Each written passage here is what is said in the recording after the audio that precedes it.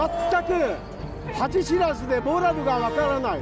私は自分の家庭のゴミを海に捨てるなんて子や孫たちに大人は言ってるかと。許しがたいよ。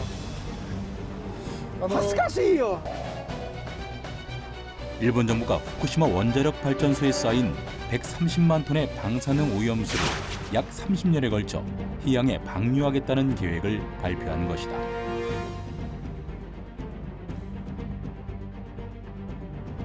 그 논밭이 풍성한 지역의 모습과 되게 비슷해요. 아름답죠.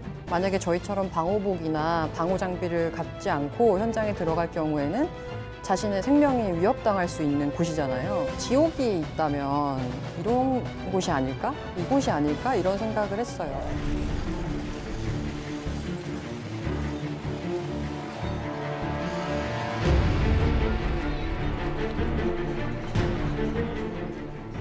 (2021년 3월 11일) 일본은 거대한 재앙과 마주했다.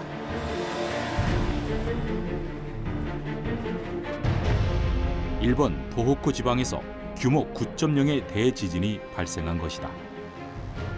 일본 지진 관측사상 140년 만에 최대 규모로 기록된 대지진으로 당시 40만 채 이상의 건축물이 무너졌고 10,000명 이상의 사망자와 실종자가 발생했다.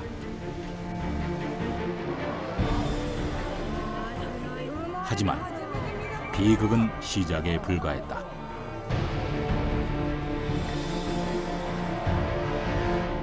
대지진은 일본 내 해역의 해저 지각에 큰 변동을 일으키며 거대한 쓰나미를 만들어냈고 이 거대한 쓰나미는 대지진 발생 약 1시간 반 후 동일본 지역 일대를 덮치기 시작했는데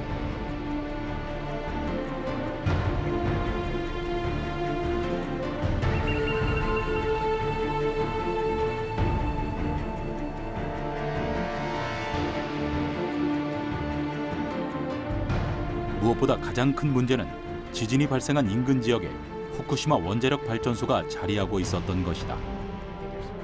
다행히 쓰나미가 덮치기 전 이미 후쿠시마 원전의 전원은 지진을 감지해 자동으로 셧다운되었고 핵연료봉 냉각을 위한 비상 전력 시스템이 가동되기 시작했다. 그런데 이때 예상치 못한 문제가 발생했다. 1時間半後ぐらい後に津波がドーンと来て、でその緊急用電源、これはディーゼル発電機だったんですが、それが一番低いところに置いてあったんですね、海側に。でそれで海の水が全部かぶって、それでその緊急用電源がダウンしたと。それで全ての電源がなくなった。大きな津波が迫っています。まもなく捉えました。大きな津波が2波3波に分けて迫っているのが確認できます。 지진이 일어난 지 약 90분 만에 높이 15m에 달하는 거대한 쓰나미가 원전을 덮치면서 침수가 시작됐고 얼마 지나지 않아 원전의 비상전력 시스템마저 모두 마비됐다.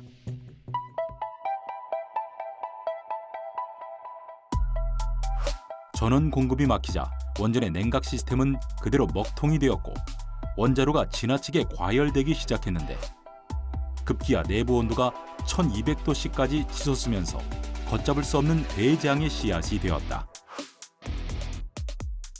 스테이션 블랙아웃, 즉 원자로 통제 불능 상태에 빠져버린 것이다.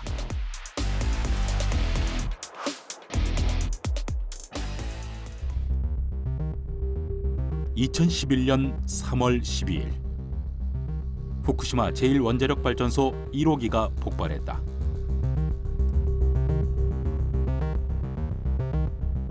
고온의 온도를 버티지 못해 원자로의 노심이 녹아내리는 멜트다운 현상이 일어났고 결국 수소 폭발로 이어지게 된 것이다.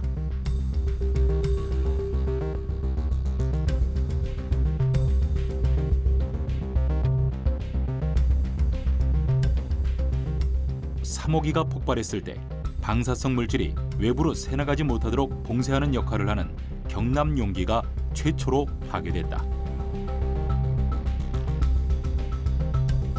이후 4호기 수소 폭발과 함께 4호기 폐연료봉 냉각 보관 수조 화재까지 발생했고 후쿠시마 인근 지역에는 방사성 물질을 포함한 기체가 대량으로 유출되고 말았다.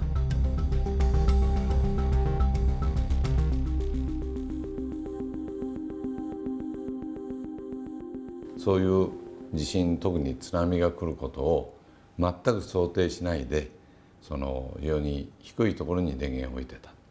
でこれは今裁判の中でもですね、そういう高い津波が来る可能性が事故の前に、その予測として、そういうことが言われてたにもかかわらず、東電が、そんなことはそう簡単に来ないだろうと言って無視して、対策を練ってなかった、そういう意味では人災です。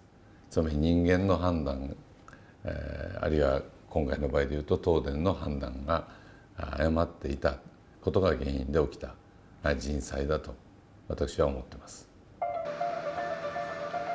전원 공급이 차단되면서 원자로의 냉각 기능이 멈춰섰을 때 바로 해양수를 투입해 원자로의 온도를 낮췄다면 사고의 피해는 훨씬 줄어들 수 있었던 상황.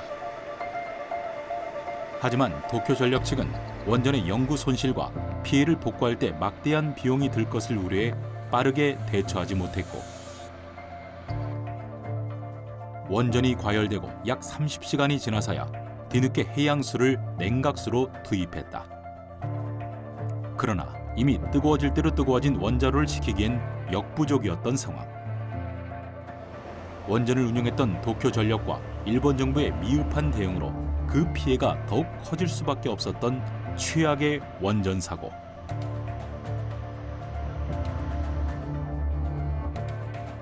후쿠시마 원전 사고는 그렇게 체르노빌 원전 사고와 같이 국제 원전 사고 등급상 최고 단계인 레벨 7에 도달하는 심각한 수준의 사고로 역사에 기록됐다.